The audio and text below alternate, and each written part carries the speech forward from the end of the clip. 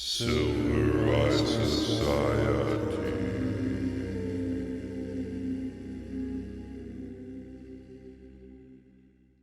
Welcome to a special report episode of the Silver Eye Society podcast.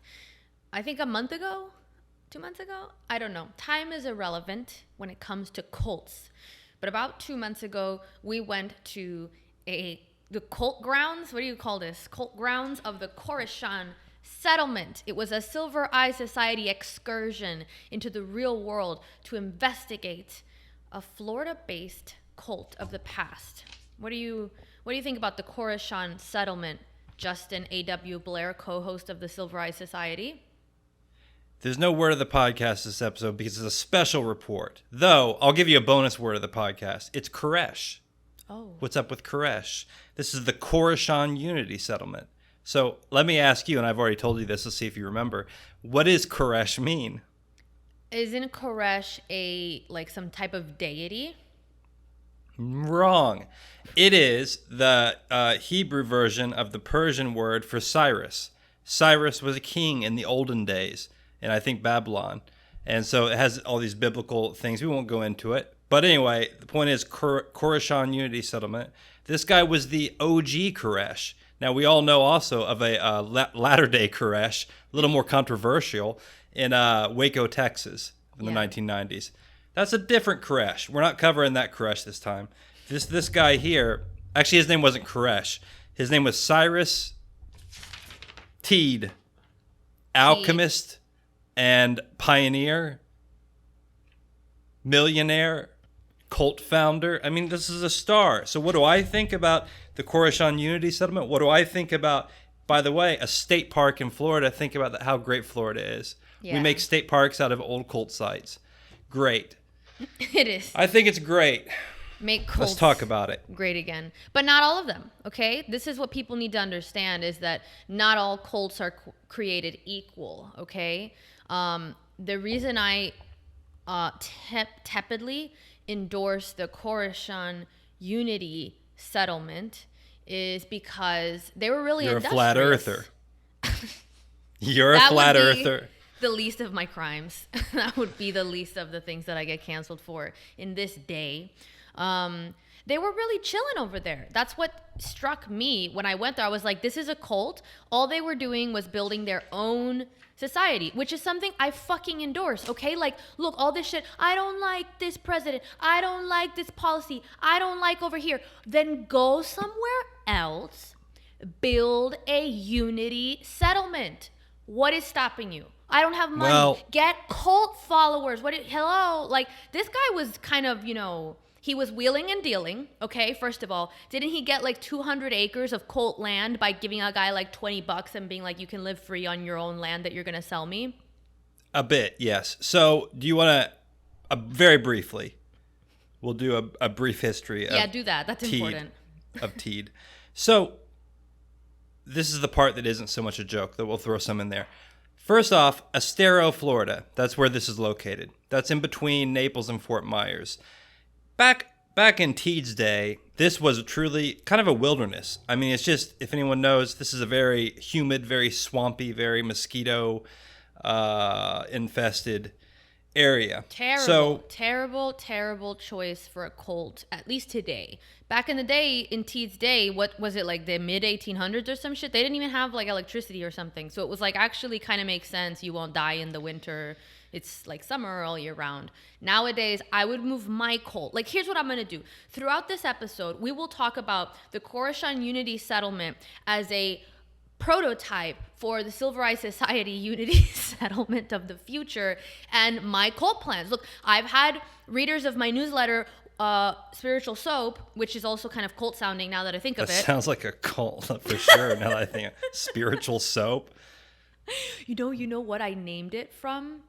No. Some kind of weird new agey thing that, like, there was some like new agey shop in Miami that I found once, and they were like, this soap will clean your aura, and I was like, this is Spiritual Soap, and like it was so dumb that I named my newsletter after it naturally. So this is what I want to do. Don't give that away. Don't say it's dumb. You're supposed to be like, this is the best idea ever. No. That's part of the cult thing. I subverted. The soap was dumb. The newsletter that's named after the soap is brilliant. This is how the mind works at the Silver Okay, Eye do you want me Society. to give you the history, or do you want to just No, rant no. on about I how want- your mystical cult of the future is going to... Yes, you want to go back that's and forth exactly here? what I want to do. We're Okay. going to go through this. This is breaking development of how we're going to run this episode. We will talk about this cult, and then we will talk about steps to plan your own modern day, not offensive. We're not talking about violence. People think, oh, a cult has to be bad. No, it doesn't. Like, you're in a cult anyway. If you're like online being like, oh, you know, Trump, oh, Biden, oh, whatever, you're also in a cult. It's just like less interesting and productive. So we're going to There's give no steps. online Biden cult. That's not real. There's not like a bunch of people that are really hardcore into Joe Biden. No, there's not. No. This is not. They're just He wishes anti-Trump. he had a cult like That's Trump true. does. That's true. Yeah, Trump's cult is strong. Now, we're not going to model after that cult necessarily. This is No. why we talk about the Koreshan settlement. They were much more, functional. So tell us why. Teed's Day, It's more of a 1850s, commune. right? We could just call it. We could make this a lot less of a problem by just calling it a commune Yeah, instead of a cult. pretty much was. Teed had some money. He was a doctor, kind of. I think he went to some university that was kind of like medicine, not kind of real medicine, but also. So after the Civil War, you have to understand. So this was after the Civil War in the United States, the first one. Looks like we're coming up on a second one soon. But it was a trauma to many people and everyone. And there was a lot of ferment in terms of trying to find new ways forward and new ways of thinking of things. So we need to keep that in mind. He saw, as our little pamphlet says, which I paid my $1 for. I put my $1 like a good citizen into the little thing to take the pamphlet instead of stealing it. I refuse Anyway, to pay the it says state. that after seeing the inhumanity of the medical practice during the Civil War, he turned to alchemy in order to find a better method of healing. Naturally. So now you got to remember back then they were just sawing people's legs off, all that kind of stuff. Put a stick between your teeth so you don't bite your own tongue off. It was rough stuff. I Actually, would do alchemy too. huge wave of people on opium and laudanum at the time after the Civil War, because there was huge amounts of people in pain. Side note, it can be a lot of sidetracks. I took a course at university. I took a university too. I took a course in college about cults. Oh. I really liked my teacher. He was a good teacher. And for some reason, something about opium came up. And he was like, yeah, it's no good. You don't want to do drugs and stuff. But he's like, do remember, opium has softened the pain of millions and millions and millions of people throughout all of human history. So let's also weigh that in favor. Anyway, not a pro-opium stance necessarily. Just wanted to throw that out there. Opium a lot of pain nuanced. back in the day. Long story short, Teed gets into alchemy. He does an experiment, something to do with electricity, shocks himself pretty badly. I love that part of the knocks story. him unconscious. And then he considers that a quote-unquote illumination. Kind of what? Now, he also thought that we live inside the hollow earth. I'll leave it there, and then we can pick up later when he actually establishes the thing. Hollow Every earth. cult needs Its own a geography. philosophy and geography. You could put them together, and then you get the hollow earth mission statement.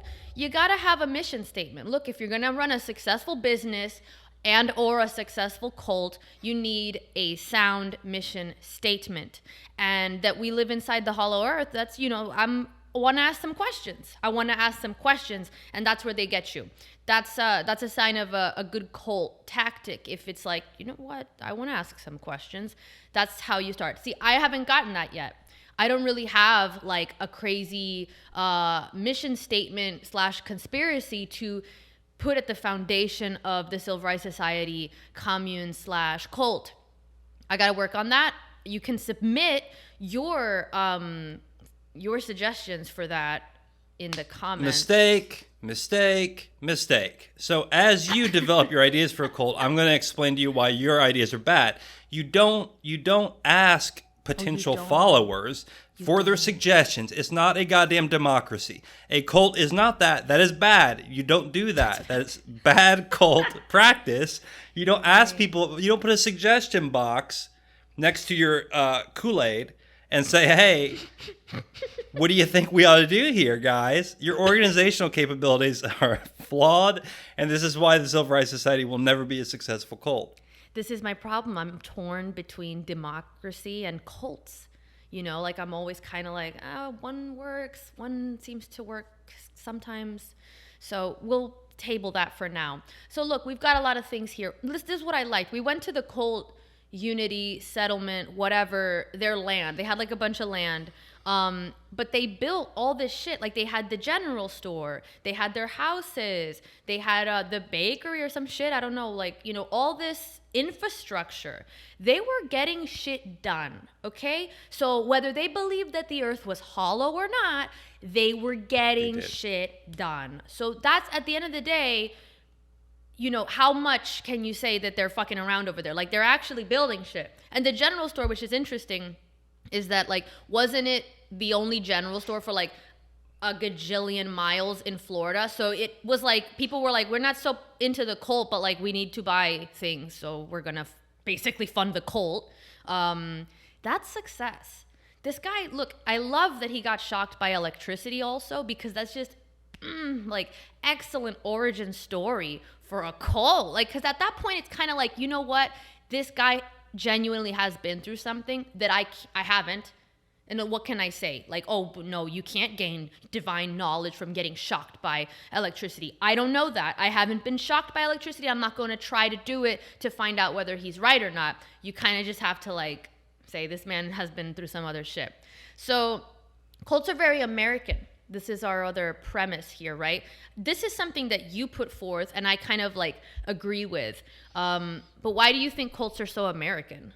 You're trying to use the outline. I'm here on the Koreshan Unity Settlement pamphlet, rocking out in a temporal fashion. So, well, there's probably cults everywhere that I don't know about. I'm just ignorant of the European cults, and cults from other places. So I just think that there's something... Okay, so there is something kind of American about it, because Mormons, God bless their souls, nice people. You know what? I want to say something right now before I say what I'm going to say. Every Mormon I've ever met in person have been some of the nicest people I've ever met. Just straight ahead, nice people. People you'd want to be around. Yeah. That being said, that started out, anyway, as a cult in America. And people don't know this a lot. They were persecuted quite heavily. They were essentially driven from, I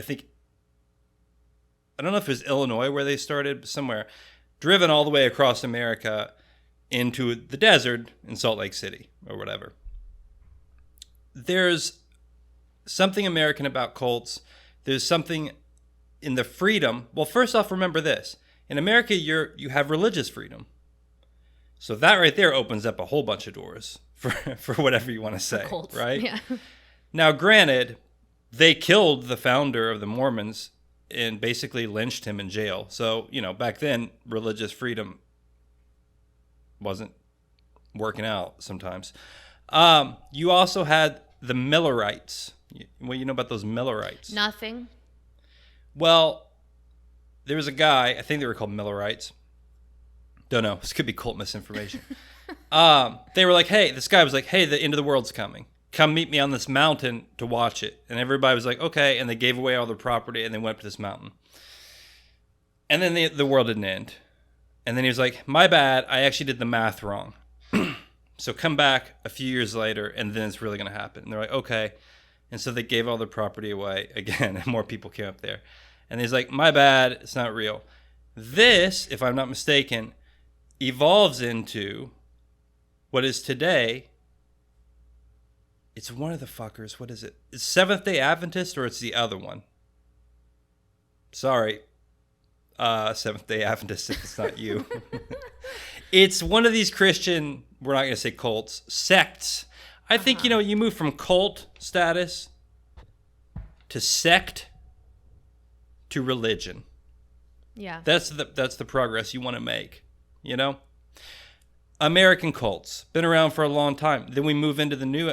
What? I'm sorry? What's that?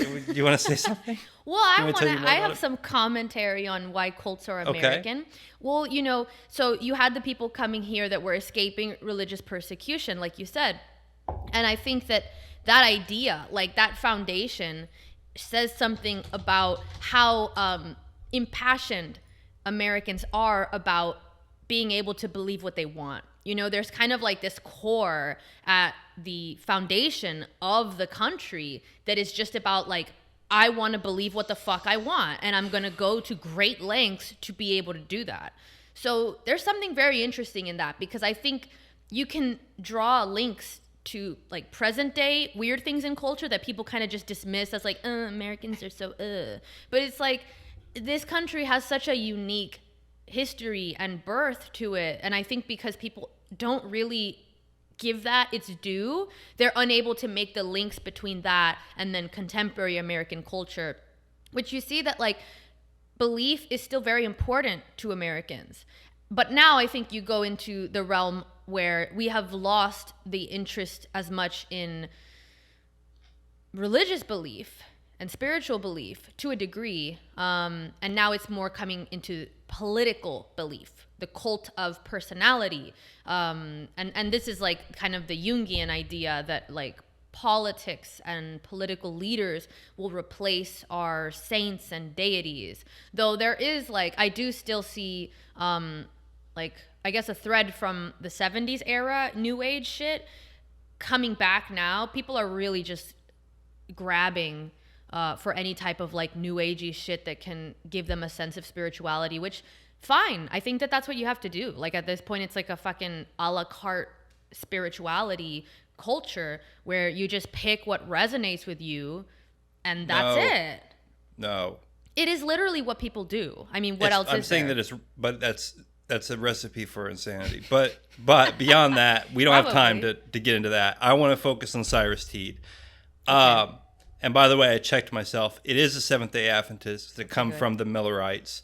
And it was called the Great Disappointment when he predicted the end of the world wrong the second time. But then these people, I almost said these fuckers. I have nothing against Seventh-day Adventists, whatever. Do whatever you're going to do. This podcast is the Great Disappointment. Yes, it's not. We're alienating all the cults. Yeah. That's how you build your own, though.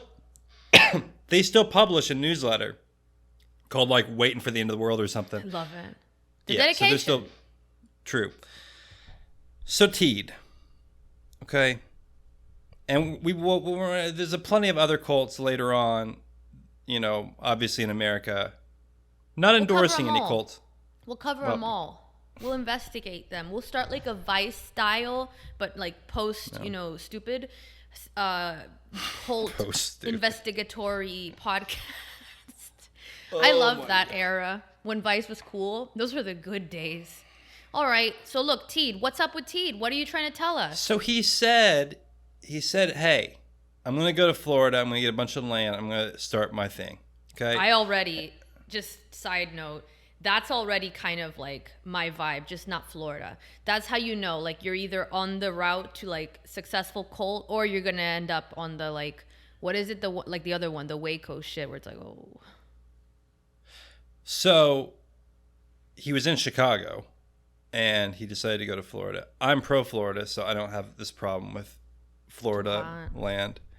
It is, and it's really fucking hot right now. The air conditioning's off for the audio. But anyway, so he said, hey, listen. Well, first he kind of like, he negotiated, we'll say, with this guy who was this kind of German immigrant or something, had a bunch of land. And he's like, hey, you like my cult, right? And he's like, yes. Can I have all your land? And he's like, okay, but I also get to live in this little cabin. And we got to see his small cabin, one-room cabin there by the river, if you recall, as we walked around. So he gets his land. He's going to lay out what's called the New Jerusalem.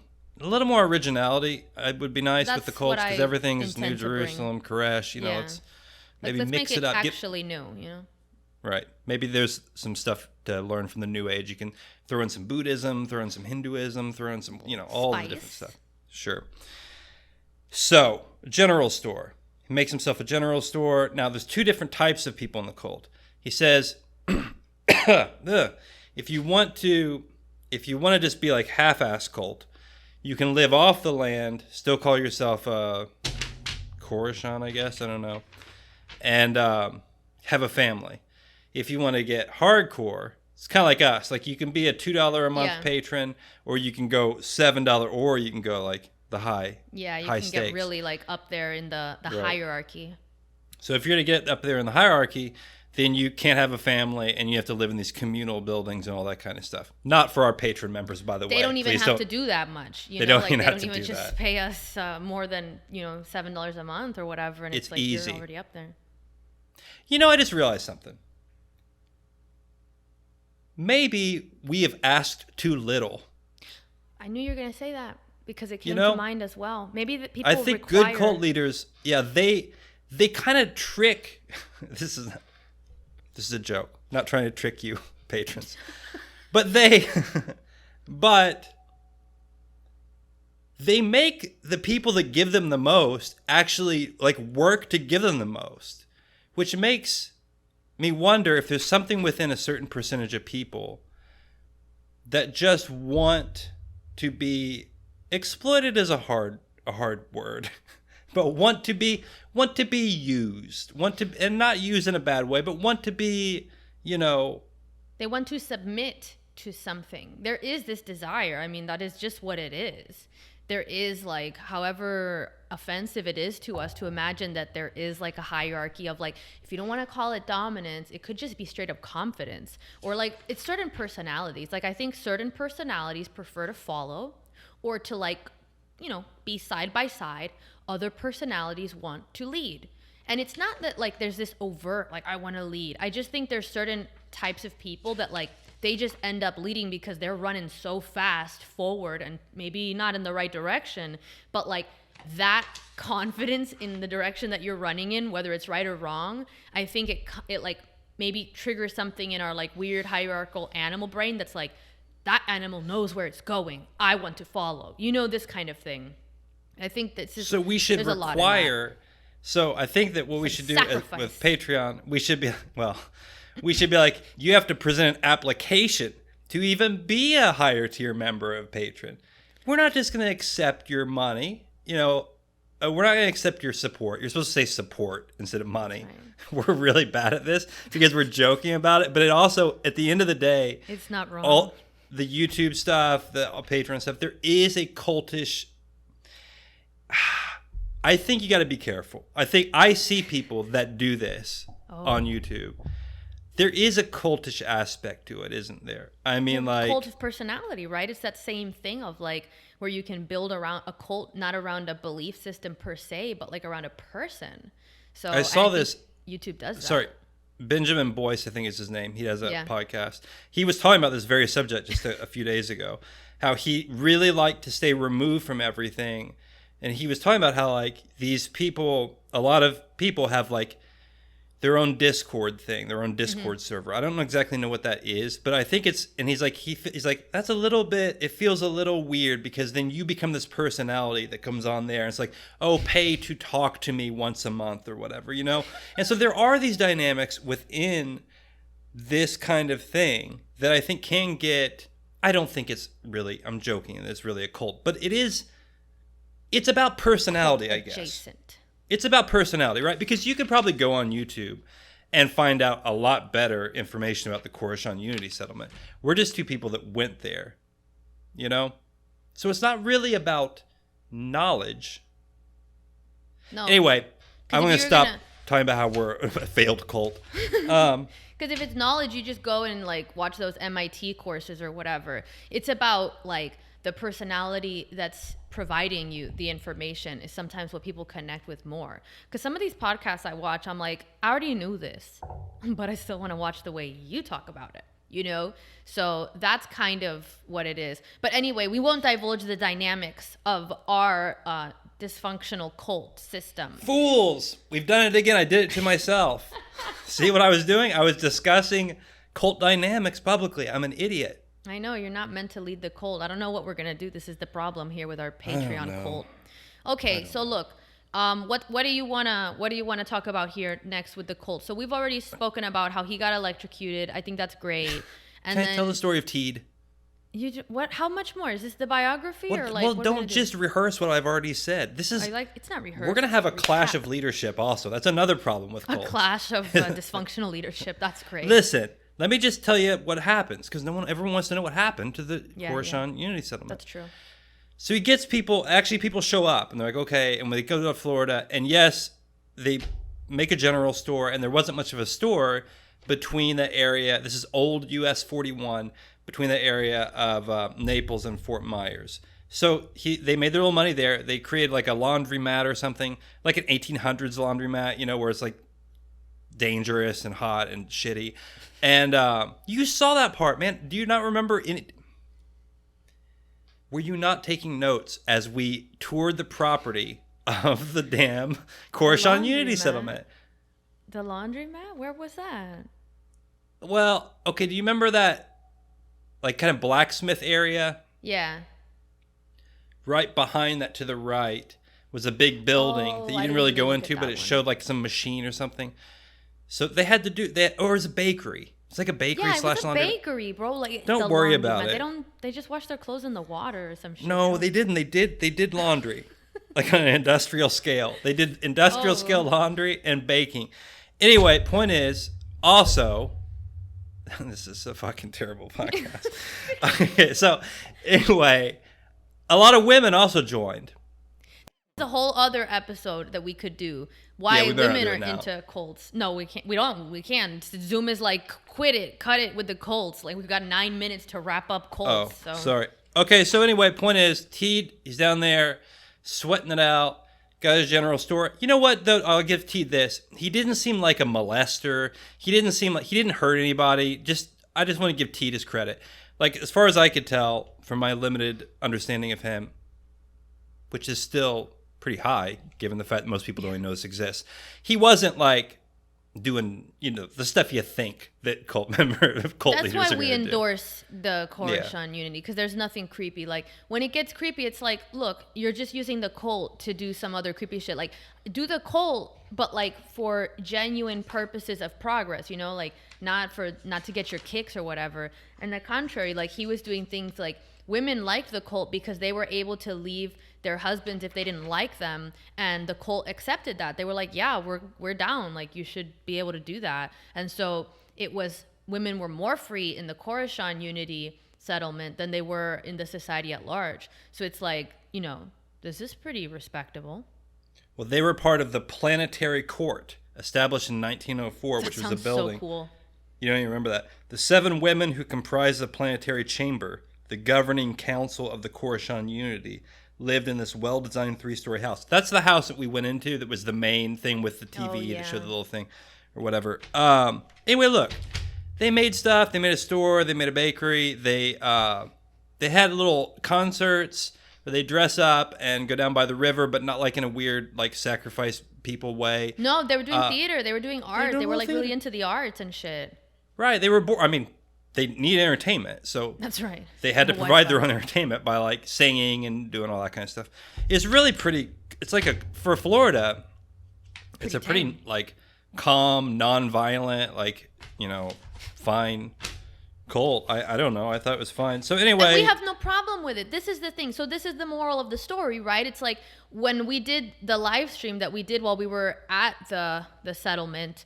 Part of the thing that was really interesting to me at that moment was that, this whole cult would have been a big problem because of like misinformation, right? Like, here are people that believed that the earth was hollow and that like that's where we lived, and that the sky was like a facade or some shit, that like on the other side of the sky was like the outer part of the earth or whatever. But like, did anybody die? Was it really that big of a problem to let people believe? Did. Well, he didn't die because of believing that the earth was hollow. No, they beat the shit out. They remember, the problem was there was a little scuffle in town. This is the end of the story real quick, because I got 7 minutes because of Zoom. Yeah. There was a little scuffle in town, and I think it was like a marshal or some sort of cop that then intervened in the fight, and they kind of beat up Teed a bit, and then he fell over, and he went back home. He stayed alive for a while, but I think he died from that. And so then, unfortunate, not great. And so then they thought he was going to come back to life, which, didn't. So then they left the body out for a long time. This sounds bad. I don't want to wrap it up on a weird note, but they left the body out for a long time. It's like, and then the health inspector or whatever is like, dude, you got to bury the guy. So they did. And then years later, or sometime later, I don't remember, a mighty hurricane swept in and washed his tomb away into the sea. And some say, even now, Teed has risen. Now, I don't know where he's at. I guess he's out riding waves in the middle of the Gulf. Maybe someday he'll come back. But I don't know, man. I liked Teed. I liked the Koreshans. They seemed fine. They made me consider, hey, Hollow Earth, maybe. It's interesting. It's appealing. Well, it sounds kind of like I don't want it to be true, but like it's innovative, like it's a good story. So I give it that. And to me, it's just like there's something very human about the desire to like figure the world out and come up with crazy ideas. And like this guy spent his whole life just trying to like figure shit out and like build and create and make this vision come to reality, which is like, is that so bad if he's not hurting anyone and actually helping people? Because there's all these women that came into it that got to have these more fulfilling lives because they were also able to work and build and create things that they believed in. What the fuck is so bad about that? Oh, but it was misinformation. This is the big thing here. It's like, let people believe things that aren't true. Maybe the most important thing isn't actually the factual reality of something all the time. And this is like the idea of like the delusion of hope or something. Maybe I can hope that one day I'll do some great thing. Maybe that's not true. We can't all be astronauts or whatever. But maybe it's actually more important that people have beliefs that propel them in a better direction than necessarily like, oh, actually that's factually inaccurate, so we're going to get the Ministry of Truth after you or whatever. So I endorse productive and nonviolent cults. I mean, none of us can be astronauts in Teed's world because we would go up into the sky and hit the roof of the Earth or whatever. So that's true on two levels. Koreshan, www.friendsofkoreshan.org. That's the website listed here on the back of this pamphlet. So go there at your own risk. I mean, it's not endorsed by me. I think it's just like a 1990s website. It's probably like an HTML, like some... Yeah, it is. It is. Actually, I'm pretty sure I've been there.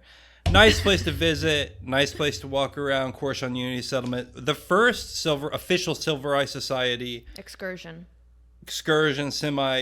meeting. We could make like a Koreshan Unity Settlement adjacent merch, like a collaboration between the Koreshan Unity Settlement and the Silver Eye Society, like a collab. Well, so the last member died in 1961. Mm-hmm. She was actually a Jewish refugee from Nazi Germany. She came here and joined that. I don't know. And then she lived there and she died in 61.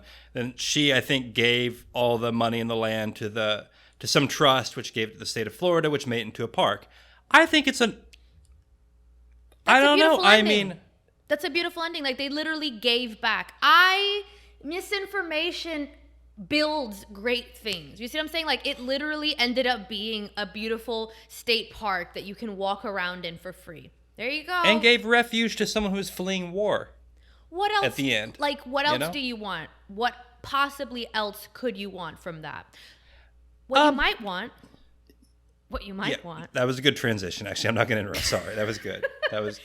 Is your own modern day Koreshan-like community to participate in.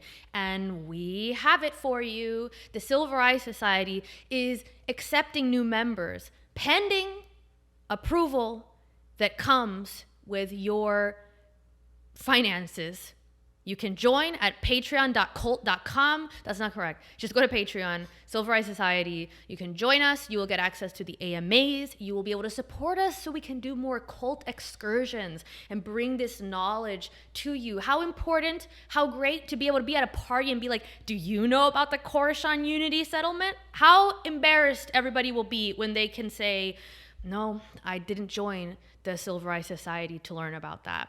But you won't be embarrassed. You'll be the king of the party if you join the Silver Eye Society.